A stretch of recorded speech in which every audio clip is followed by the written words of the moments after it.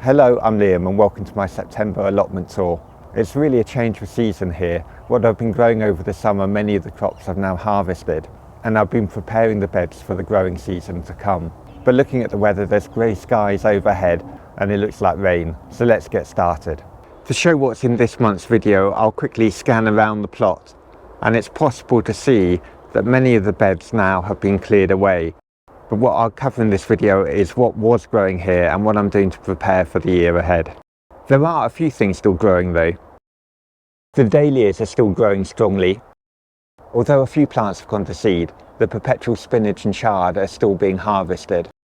There are apples on the apple tree and quite a few windfall apples too. More Dahlias over here. And a polytunnel full of overgrown tomato plants. And also some bright red chillies. And hanging on cucumber plants with a couple of small cucumbers like these. At the front of my allotment I have my blueberry bushes. One of the jobs that I haven't got around to doing yet, but I will do so soon, is to remove the nets. These nets here have been great and were really important for protecting the fruit. But what I'm going to do is to lift the side of the nets up, roll them up, tie them securely, and that way they'll be protected from any strong winter winds, won't get tangled in the branches of the blueberry bushes, and prevents any risk of any wildlife getting caught up in them. In this bed here I had my winter squash plants, and yesterday I came down to the plot to harvest them. It's September, I've got secateurs in hand, and now is the time to harvest the winter squash. The winter squash has now stopped growing, so the squash won't grow anymore either. So now's a good time to harvest them, take them home and store them in a cool place, and for me that's my shed. That's the first one done. I've got another one under the leaves here. If I just lift that one up, I'm leaving about a couple of inches of stalk on each one. Leaving the stalk on helps prevent them rotting. Some of my larger squash are over here. I'll just cut the stalks now. Again, being careful to make sure I leave a good amount of stalk on each one.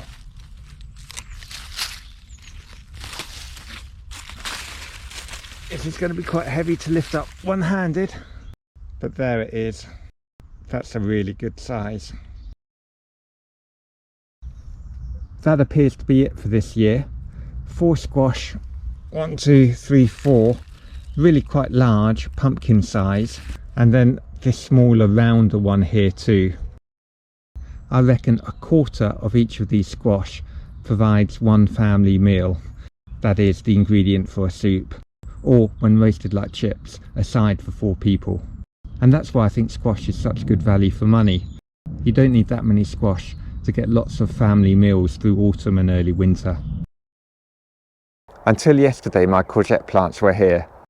When removing the plants I was able to harvest my last 2 courgettes.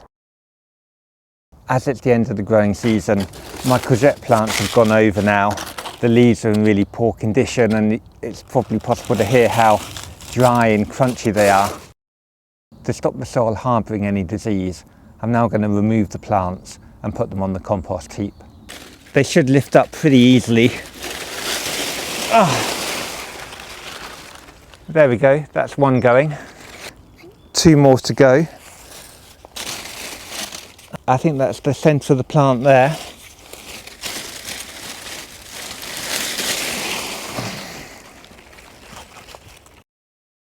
And here's the third.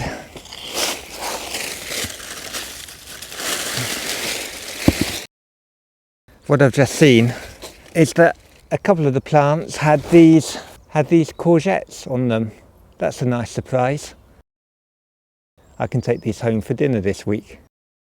Now that I've removed the plants, I'm just going to hoe over the bed, not dig it, hoe over it to stop the weeds growing.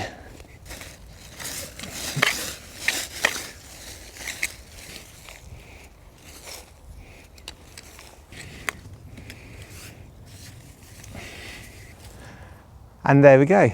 That's the bed cleared, ready for the green manure that I hope to sow in a few days' time. My French beans were here. In my August video I showed how the plants looked when I came back from holiday. Unfortunately I didn't get too many new French beans off them, so I decided to remove the plants and prepare the bed for the year ahead. This year the French beans have been a success. I've had plenty of harvests from them, but although the plants are still green, they're not producing French beans anymore. So it's time to take the wigwam down, remove the plants and prepare the bed for winter. I use twine to tie the canes together, and the great thing about twine is at the end of the growing season it's naturally degraded and it's very easy to take down. There we go, there's the central pole removed, and then with a little bit of a wiggle it should be possible to remove the poles. Now, being a bean, beans are nitrogen fixing, so I'm not going to remove the roots of the plant, I'm just going to remove the foliage and put that on the compost heap.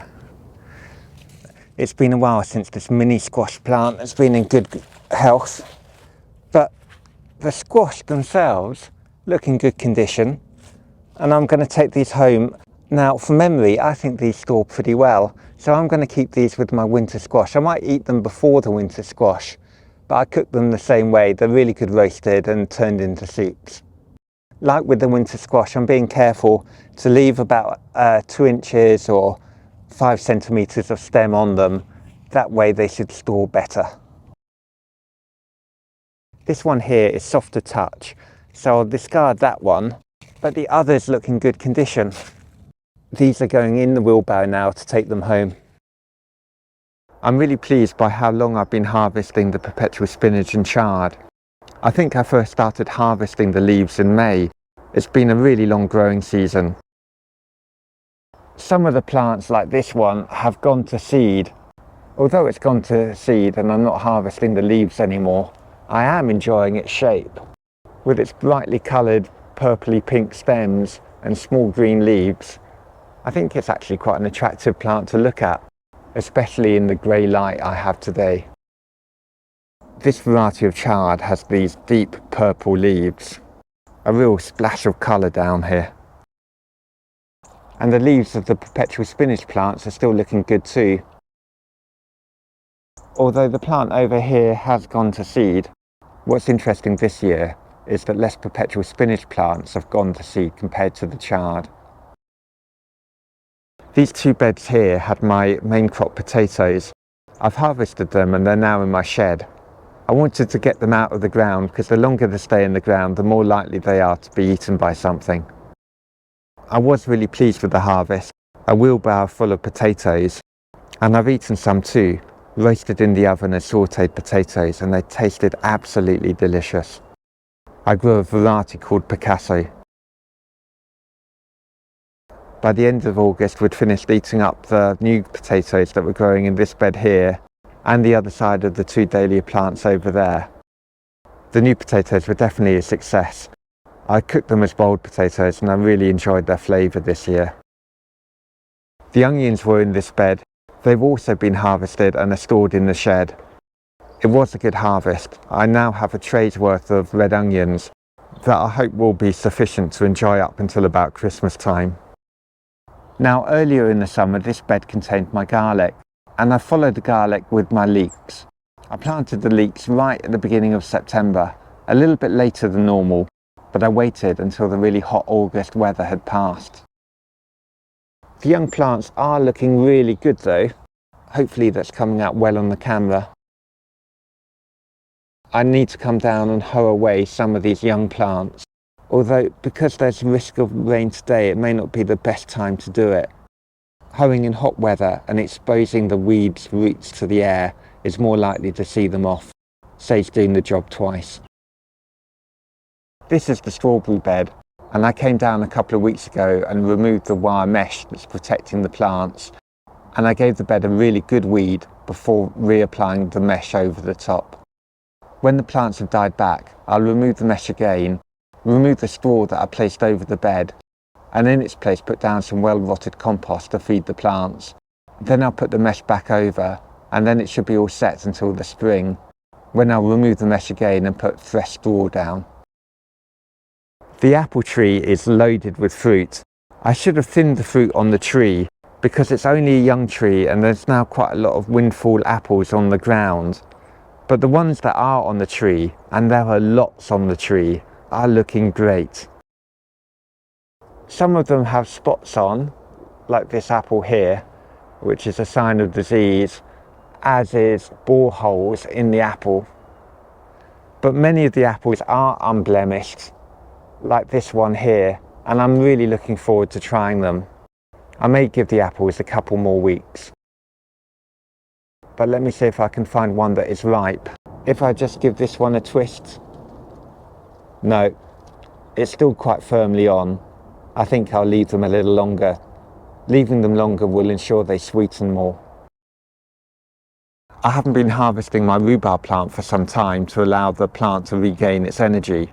When the cold weather arrives, that will naturally die back, and the leaves that fall to the ground around the plant will allow the soil to rejuvenate and reabsorb the nutrients.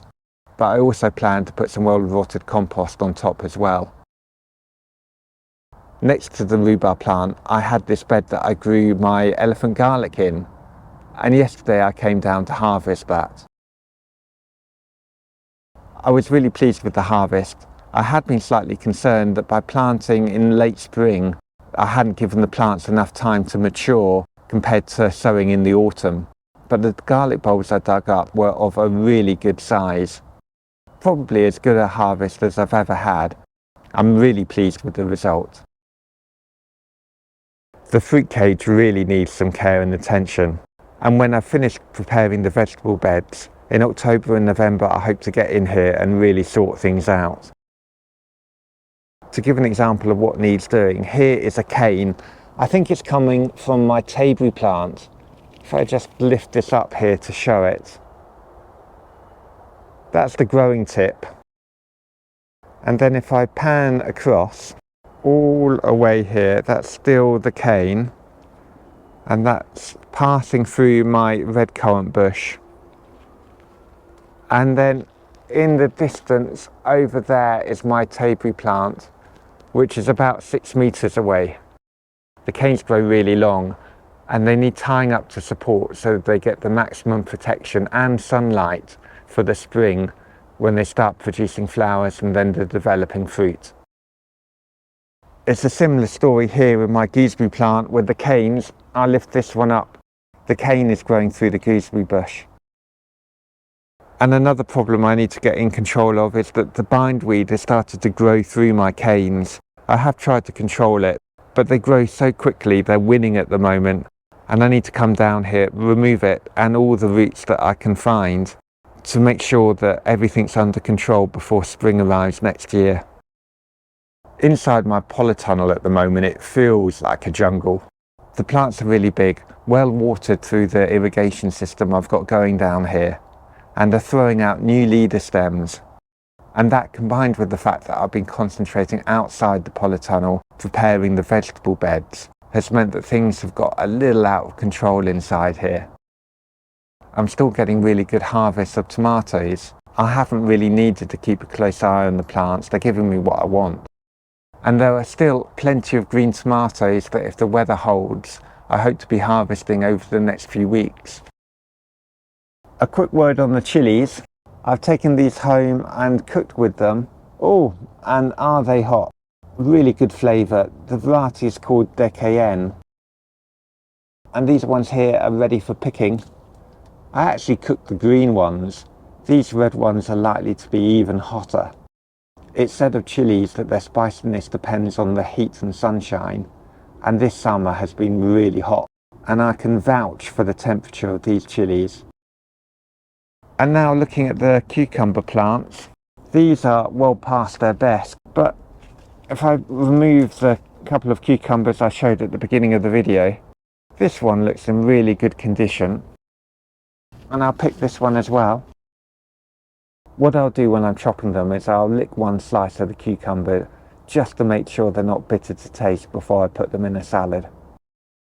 And to finish the tour, I'll show the dahlia plants. These are definitely the best thing growing down here on the plot right now. They're not edible, but they add such colour to the plot. I really enjoy looking at them, and they can be cut and taken home too to add colour to the house. They don't occupy a lot of space, and I really enjoy growing them. I love this variety here. I think the colours are so dramatic. And here's another one. I hope this is coming out well on the camera. I also have this peach coloured dahlia and this white coloured dahlia. They're both cactus types, and when they've grown over each other, I do really like their colour combination. I think they're quite well matched to each other. But new to the plot this year is this dramatic purple type. When I saw them on the website, I didn't appreciate just how large the flower heads would be. If I put my hand next to it, I think that flower head is about 5 inches across. And next to that, I have these yellow dahlias. I really love these. And like with the purple dahlias, again, about 5 inches across. Earlier in the summer, I commented that this plant didn't seem to develop that many flower heads, but that's changing now. If I lift the camera up here, it's possible to see 2 more over here, 1 there, and 1 here. So it wasn't anything to do with the variety, it was simply because the plant was young. And that's it. I hope you enjoyed the tour. If you did, please let me know by hitting the like button or leaving a comment. And for more videos like this, please subscribe to the YouTube channel in the usual way. Oh, and one extra thing.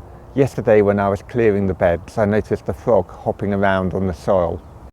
I think that's one of the great things about allotmenting. By being out in nature, I get to see things that otherwise I simply wouldn't see. The frog was sheltering under the leaves of my winter squash plant, but I removed the winter squash plant and that's how I came across the frog. It's really small, and I hope it's found a new home somewhere else on the plot.